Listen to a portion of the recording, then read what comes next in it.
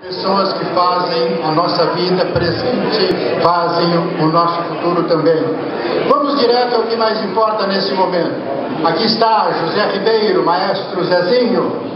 Aqui estão também outros integrantes do grupo musical que ele representa.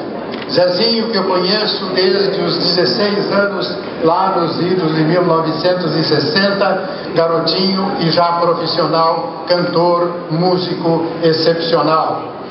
Também, irmão de fé e coração, acordeonista, pianista e tecladista Nelson Padilha, veio trazer com o seu sorriso e a sua música um pouco mais de energia para nós.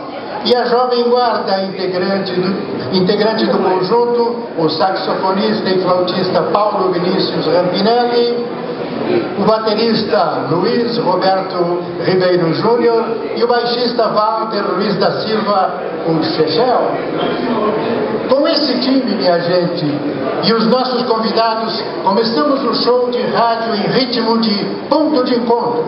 O quarteto vocal da banda Estágio 10, formada por Patrícia Mondini Ribeiro, Ana Cláudia Mondini Ribeiro, Gabriela Caldeira de Andrada e Débora Machado, nos apresentam de Altair de Bona Castellan, grande nome do rádio de Florianópolis, a canção Ilha.